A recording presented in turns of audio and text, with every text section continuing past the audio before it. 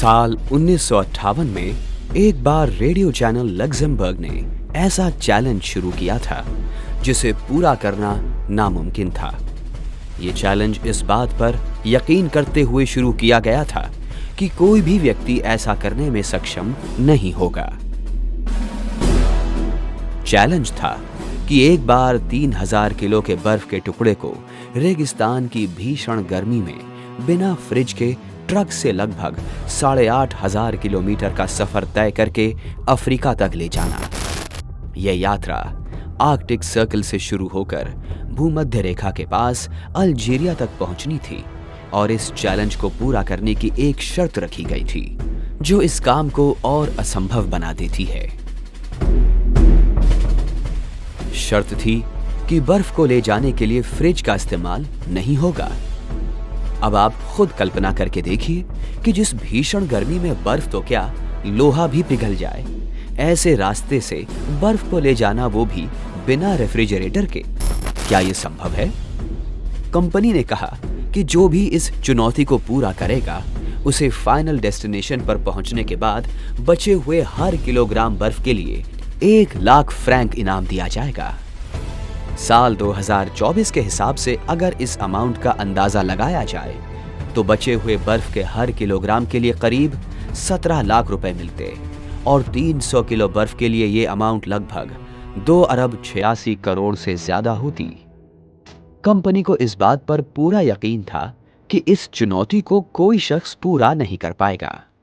कई लोगों ने इस चुनौती को पूरा करने की कोशिश की और हार गए, तो वही कई लोगों ने इसे असंभव मानकर पहले ही मना कर दिया था।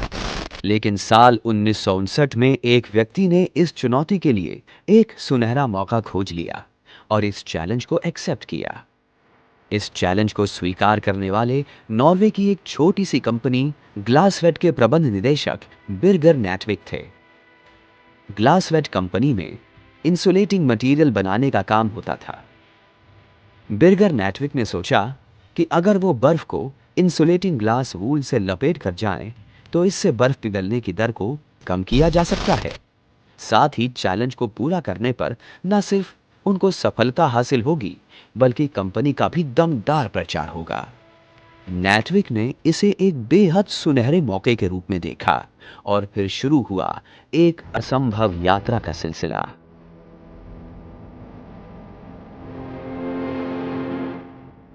पिकअप ट्रक में ग्लेशियर से काटकर 3 टन बर्फ को लोड किया गया। 3000 किलो की बर्फ को एक साथ काटना भी मुमकिन नहीं था, इसलिए इसे कई टुकड़ों में काटा गया और फिर जोड़कर ट्रक में लोड किया गया। बर्फ को बिना फ्रिज के इंसुलेटिंग ग्लास वूल से लपेटा गया। बर्फ के लोड हो जाने के बाद यह यात्रा यूरोप से शुरू होती है। ट्रक यूरोप के कई देशों से होता हुआ गुजरता है। ये ट्रक जहां कहीं से भी गुजरता है, हर जगह उसका स्वागत होता है। Oslo, Sweden, Denmark, Hamburg, Paris, हर जगह ट्रक का वेलकम किया गया। बिर्गर नैटविक के इस जज्बे को देखकर कई कंपनियों ने उन्हें स्पॉन्सर किया।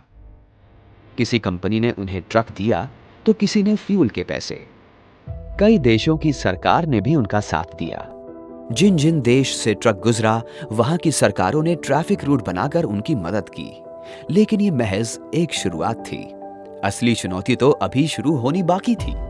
इसके बाद आता है सहारा रेगिस्तान। हर तरफ रेत ही रेत, पारा 50 डिग्री सेल्सियस और ना बुझने वाली पानी की प्यास। इस रास्ते में कई बार ट्रक के पहिए रेत में फंस जाते और घड़ी की सुई जैसे जैसे चलती गर्मी का पारा भी चढ़ता जाता। हर कदम संघर्ष भरा था। हर मोड़ पर एक नई चुनौती खड़ी थी। जब जब ट्रक रेत में फंसता, ड्राइवर और उनके सहयोगियों को पहिया निकालने के लिए घंटों पसीना बहाना पड़ता। पीने का पानी भी एक सीमित मात्रा में मौजूद था। दिन का तापमान 50 डिग्री तक पहुंच जाता। लेकिन इन सब के बीच एक उम्मीद थी, एक जज्बा था और मिशन को पूरा करने का एक लक्ष्य।